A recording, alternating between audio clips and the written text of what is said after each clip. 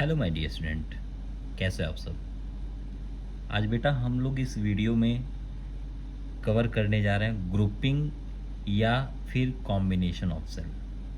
ठीक है, ये अपने 12th का करंट इलेक्ट्रिसिटी चैप्टर का बहुत ही इम्पॉर्टेंट टॉपिक है। बच्चे इसके लिए बहुत ज़्यादा इंटरेस्टिंग रहते हैं और बहुत ज़्यादा कन्फ्यूज़न रहती है बच्चों को कि सर इसका कॉम्बिनेशन कैसे किया जाए उससे, और इससे जो रेलिवेंट क्वेश्चन है उसको कैसे सॉल्व किया जाए।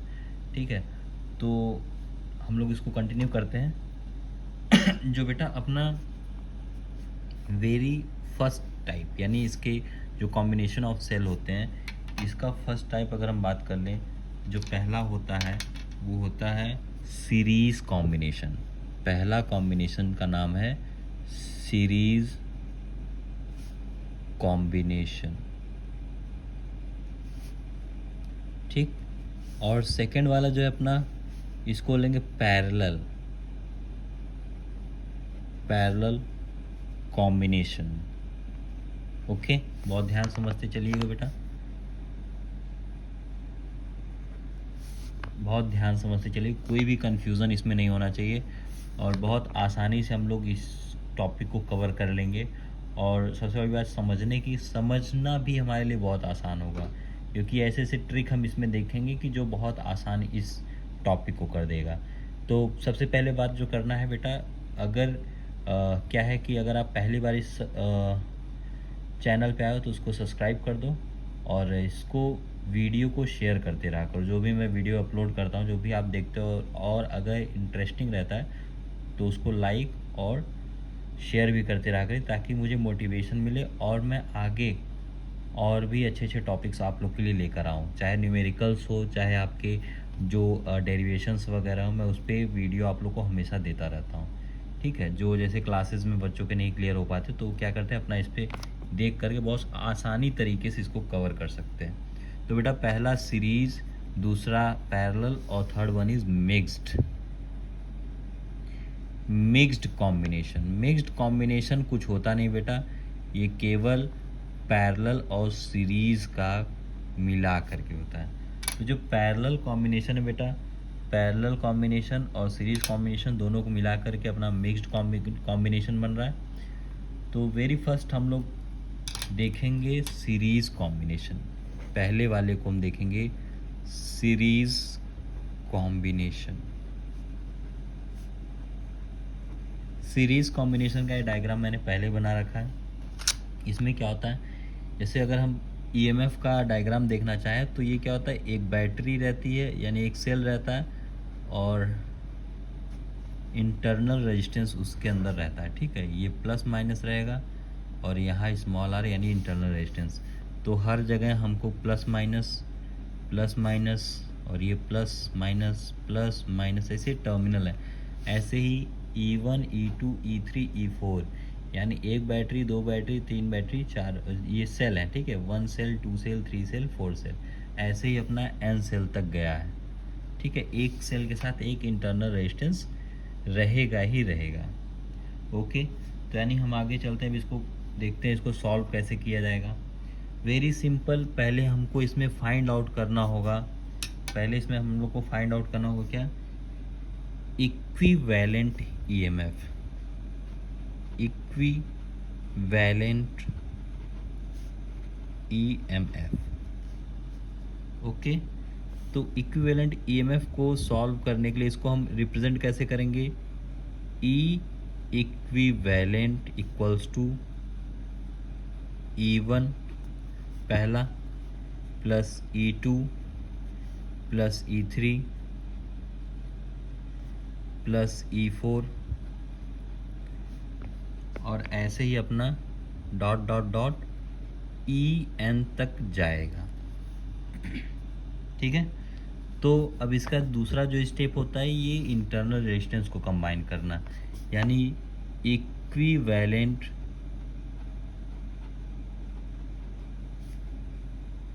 Internal resistance.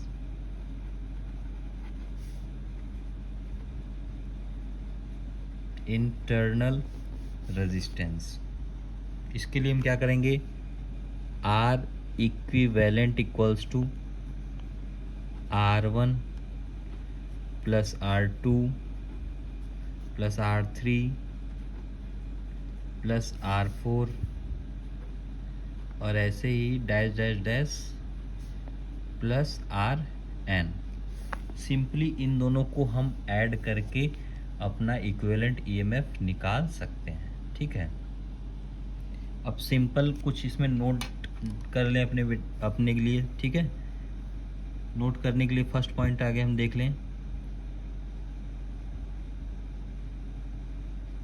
यानी जैसे पहला पॉइंट नोट करना है अपने को, वो ये कह रहा है कि if all the cell have equal EMF, अगर सबके पास, सब सेल के पास EMF की वैल्यू सेम हो जाए तो होगा क्या? तो यानी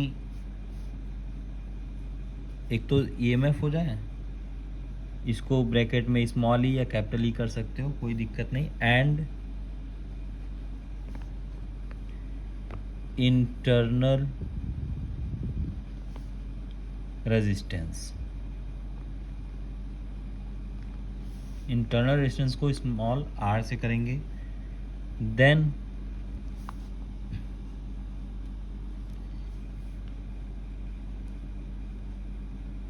इक्विवेलेंट ईएमएफ की वैल्यू हो जाएगी E1 plus E2 plus E3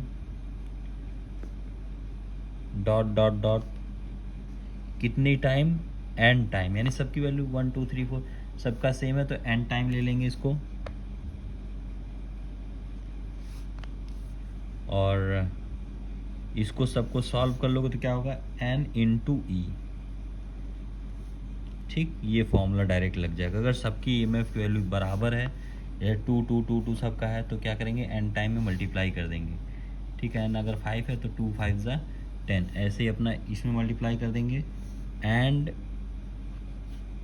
equivalent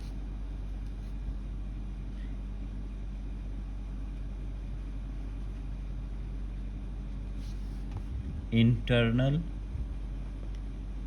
resistance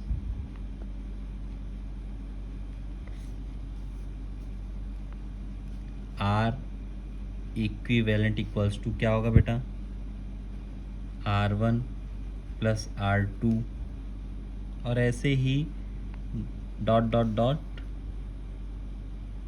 plus R N कर दो, या डायरेक्ट कह दो एन टाइम, यानी एन से मल्टीप्लाई कर दो।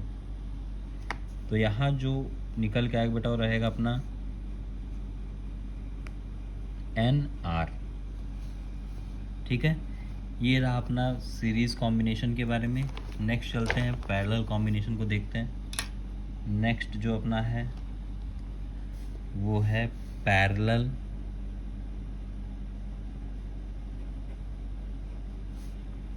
कॉम्बिनेशन।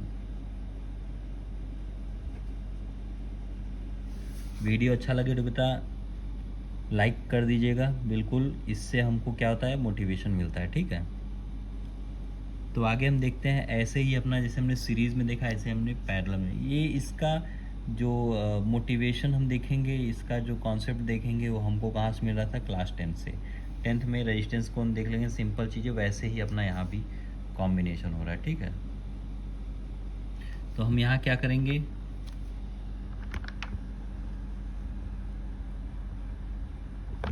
तो यहाँ बेटा हम ऐसे देखेंगे इसको कि इक्विवेलेंट रेजिस्टेंस, इक्विवेलेंट ईएमएफ ऐसे निकाल कर डायरेक्ट हम लोग को रख देना। ठीक है, तो सिंपल सी बात ये है, इसमें पहले equivalent resistance, equivalent resistance parallel combination of resistance solve करना आता है ना, तो ऐसे ही हमको देखना पड़ेगा। इसमें क्या है? Equivalent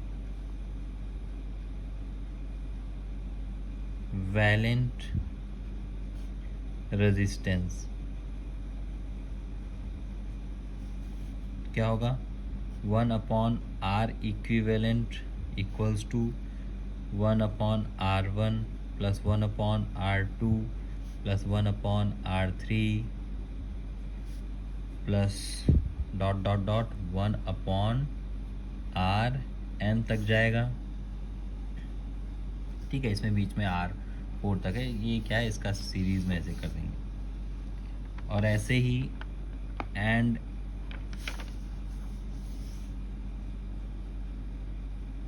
equivalent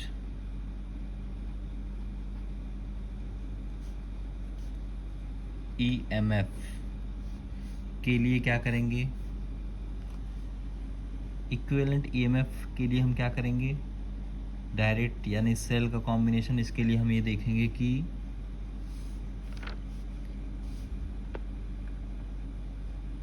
E equivalent upon R equivalent equals to ऐसे ही E1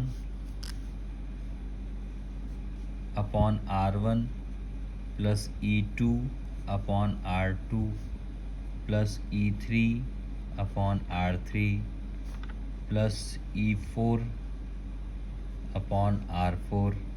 ठीक है, dot dot dot EN upon RN। ये अपना मेन फॉर्मूला निकल के आ जाएगा। ये AC का जो है ना अलग ही तरह के चल रहा है। ठीक है, अब आई होप ये नहीं हिलेगा।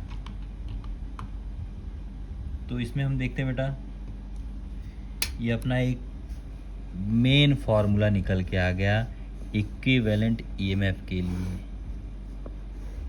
ठीक, इक्विवेलेंट EMF के लिए। अब इसके बाद हम चलेंगे मैक्सिमम करंट फाइंड आउट करने का कंडीशन क्या होता है। ठीक है, हम ये देखेंगे यहाँ हम आगे क्या देखेंगे, कंडीशन फॉर मैक्सिमम करेंट। ठीक है, वो कंडीशन देखेंगे जिसमें मैक्सिमम करंट हमको मिल सकता है, और वो तीनों के लिए देख लेंगे। पहला जो होगा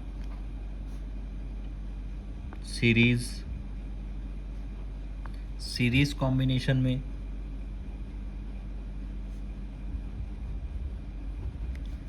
सेकंड जो होगा पैरेलल कॉम्बिनेशन में, थर्ड वन इज मिक्स्ड। इन तीनों में हम देख लेंगे मैक्सिमम करंट का कंडीशन। ठीक है, तो बेटा जो अभी अपना मिक्स्ड वाला है कॉम्बिनेशन ऑफ EMF, उसको हम लोग आगे चल के देखेंगे इसी वीडियो में, आगे थोड़ा देख लेंगे। इसके पहले हम देख लेते हैं कि कंडीशन क्या क्या होती है। तो पहला हम देखेंगे जो सीरीज कॉम्बिनेशन वाला है। पहले की बात कर लें, पहला क्या था, पहला जो है सीरीज कॉम्बिनेशन।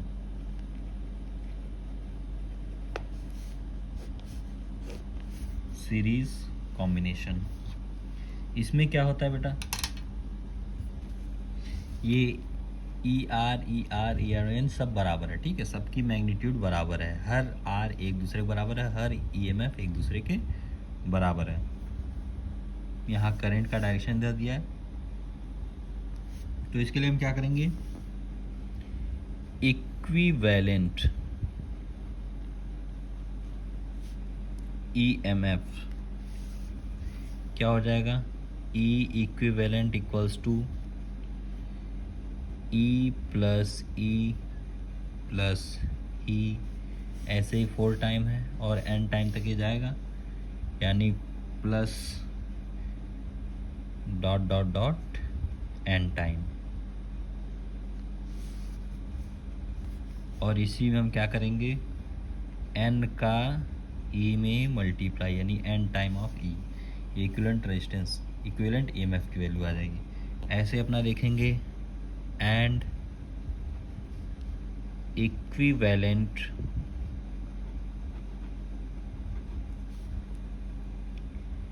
इंटरनल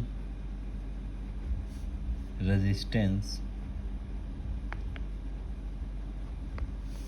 की वैल्यू क्या हो जाएगी, यहाँ R equivalent equals to R plus R, यानी मैग्नीट्यूड सबका बराबर है बेटा। तो यहाँ वही अभी हमने पैरेलल में देखा था, dot dot dot plus n time, यानी एन से मल्टीप्लाई कर देंगे तो ये क्या हो जाएगा, n R, n time of internal resistance. फिर इसके बाद देखेंगे अब टोटल रेजिस्टेंस की वैल्यू अगर हम निकालना चाहें, नाउ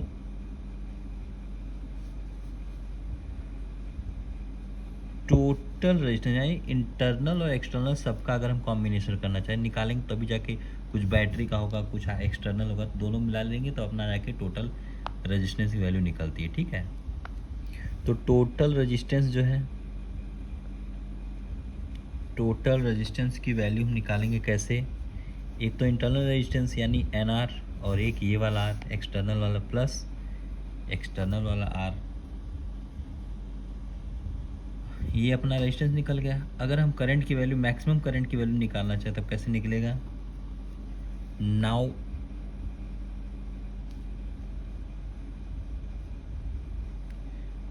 यानी मैक्सिमम जो करंट की वैल्यू निकलेगी, current equals to net EMF upon total resistance.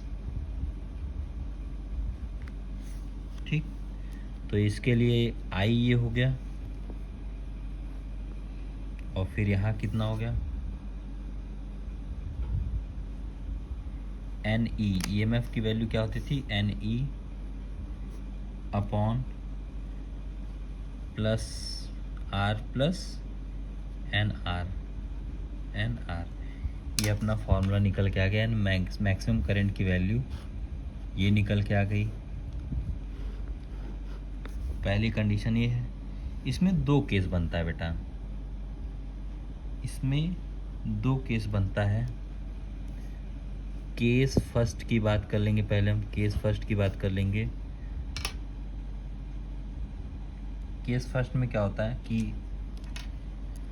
अगर ये पहला केस है, इफ कैपिटल आर बड़ा हो जाए किससे, इंटरनल, टोटल इंटरनल रेजिस्टेंस से, then I equals to N E upon R हो जाएगा। ठीक है, क्योंकि इसको इग्नोर हम कर देंगे, एन ई अपॉन इसको आर को हम क्या कर देंगे, इग्नोर, क्योंकि बहुत बड़ा हो गया तो इसको निगलेक्ट कर देंगे। तो यहाँ जो निकल के आएगा, I equals to N E upon R. ठीक है, फिर इसके बाद यानी कितना हो गया, ई अपॉन आर का एन टाइम हो गया। ओके, तो ये जो निकल के आया है, ये जो निकल के आया है, करेंट ड्यू टू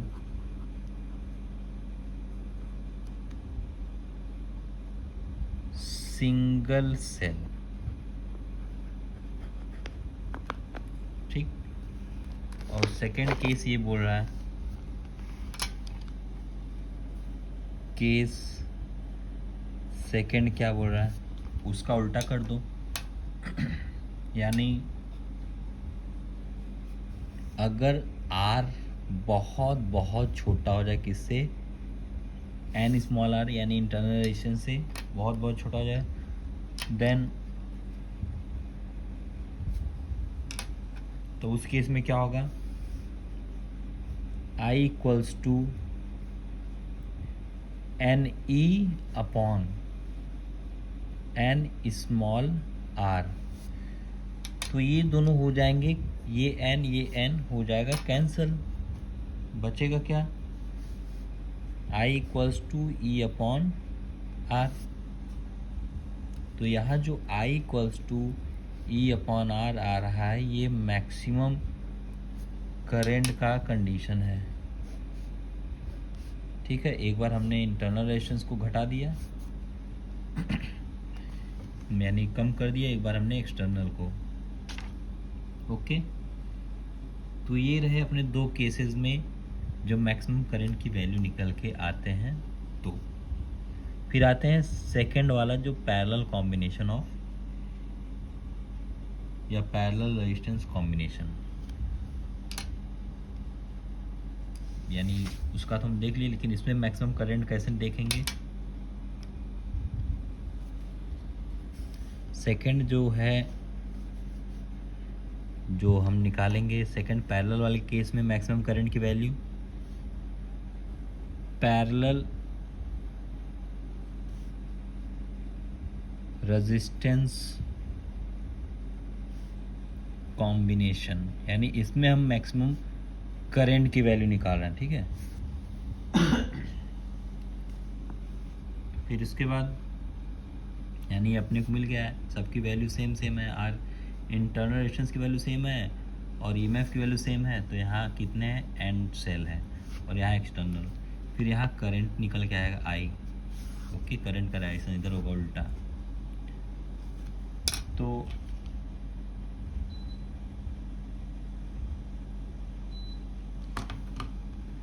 यानी बेटा फिर हम ये देखेंगे कि पहले ईएमएफ निकाल लेते हैं, यानी नेट ईएमएफ। नेट ईएमएफ को हम कैसे डिनोट करेंगे, E net equals to R, sorry E net equals to E के बराबर होगा। ओके, यानी जो टोटल निकल गया उसको हम ई मान लेंगे। And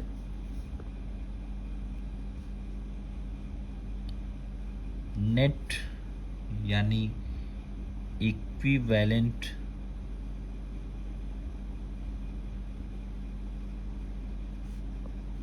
internal resistance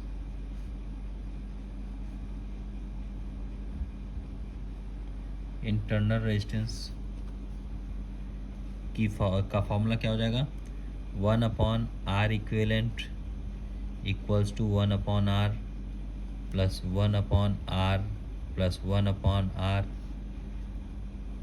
dot dot dot कितने टाइम जाएगा, एन टाइम, यानी क्योंकि उसका मैग्नीट्यूड सेम है टोटल इंटरनल रेजिस्टेंस का, सारे इंटरनल रेजिस्टेंस का मैग्नीट्यूड सेम है। तो यहाँ हम क्या देखेंगे,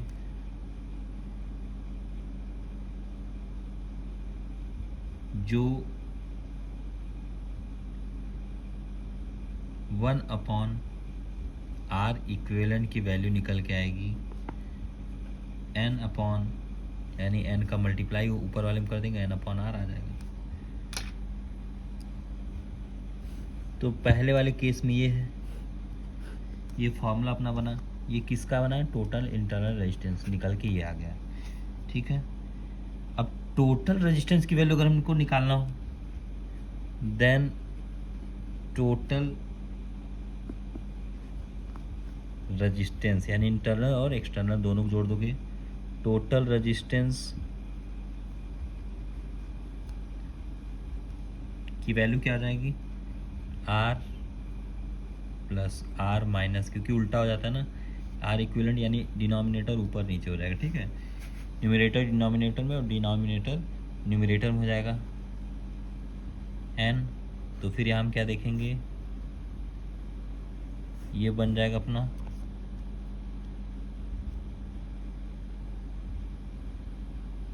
अब ये अपना इंटरनल रेजिस्टेंस हो गया, ये टोटल रेजिस्टेंस हो गया, ऊपर ईएमएफ हो गया।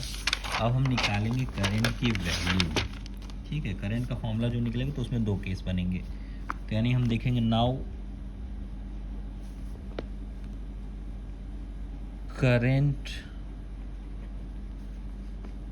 का फॉर्मूला जो होता है net EMF V upon R होगा ना, तो वही net EMF upon total resistance. ठीक, तो I equals to net EMF E आया है और टोटल आर क्या हो गया, आर प्लस, यानी ये capital R plus small R upon N. ये जो है बेटा, ये करंट वाला फॉर्मूला निकल के आ गया कॉम्बिनेशन वाले केस में, यानी पैरेलल कॉम्बिनेशन वाले केस में। इसमें केसेस देख लेते हैं। पहला केस जो बनेगा, केस फर्स्ट। केस फर्स्ट क्या कह रहा है, इफ कैपिटल आर को बड़ा कर दो, बहुत बड़ा हो जाए, किससे, आर बाई एन से, क्योंकि उल्टा हो गया ना, एन अपॉन आर हो रहा था तो इक्विवेलेंट हमने निकाला, उल्टा हो गया। तो उस केस में देन आई इक्वल्स टू क्या हो जाएगा, I equals to E upon R होता है, तो आई इक्वल्स टू, यानी आर बहुत बड़ा हो गया और एन ये जो है बहुत निग्लिजिबल हो गया। तो इस वाले फॉर्मूले में देखोगे, आर को रखोगे, इसको क्या कर दोगे, निग्लिजिबल, यानी ई अपॉन आर हो जाएगा। एक ये फार्मूला है, यानी एक ये मैक्सिमम के केस में आया है, अगर ये बड़ा हो जाए तो, यानी अगर एक्सटर्नल वाला बहुत ज़्यादा है और ये वाला बहुत कम है, तब उस केस में। और दूसरा बोल रहा है केस सेकेंड, यानी इसमें अगर कह रहा है आर जो है बहुत बहुत छोटा हो जाए, किससे, आर अपॉन एन से, तो उस केस में क्या होगा, तो उस केस में जो अपना निकल के आएगा, I equals to E upon, यानी अब आर तो हट गया तो ये हो जाएगा अपना, हाँ, आर अपॉन एन, यानी इसका उल्टा हो जाएगा, तो क्या होगा, एन बाहर निकल जाएगा, ई अपॉन आर, और ये कितना हो जाएगा, एन टाइम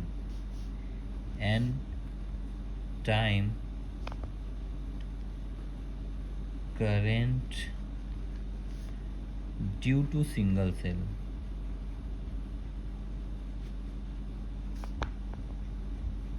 ये एक सेल की वजह से है, ठीक है, और ये क्या है, मल्टीपल, यानी एन टाइम अगर जाएगा, यानी एक सेल का तो वैल्यू ये निकल गया, अगर एन टाइम है तो उसको मल्टीप्लाई होता जाएगा। तो इन सबसे कंक्लूजन अपना ये निकला है, hence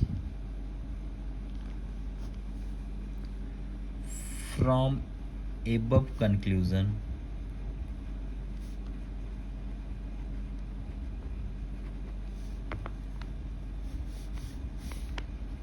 series and parallel combination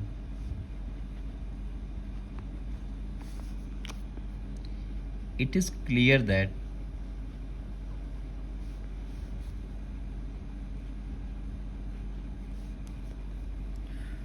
when external resistance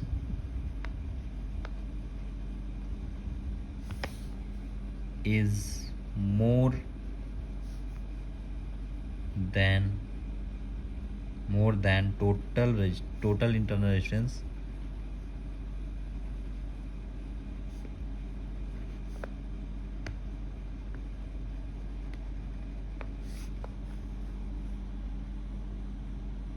ठीक है, यानी एक्सटर्नल इंटरनल से ज़्यादा जिस कंडीशन में हो जाएगा, then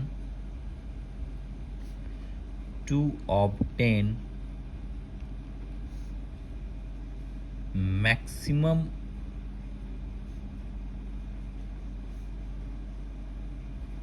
current series combination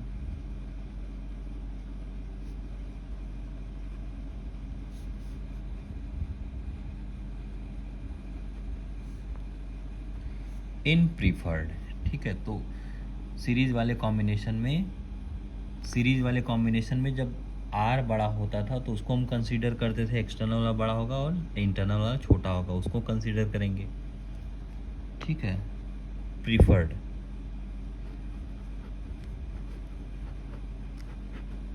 and if not so then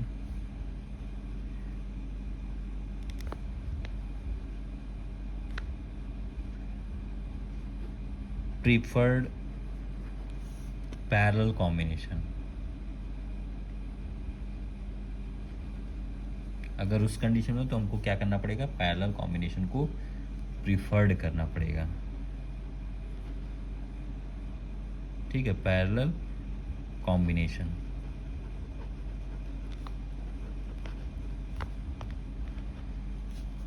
बेटा नेक्स्ट वाले वीडियो हम देखेंगे मिक्स्ड कॉम्बिनेशन का केस।